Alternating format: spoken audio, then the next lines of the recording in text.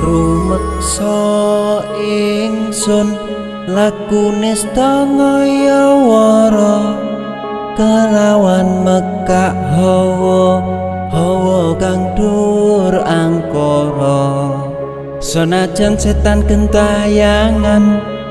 tansah gawe rupeda hingga pupusing jaman hametek ingsun nyirep kene wisa murka maperhardaning panca saben ules sing netra linambaran sih kawelasan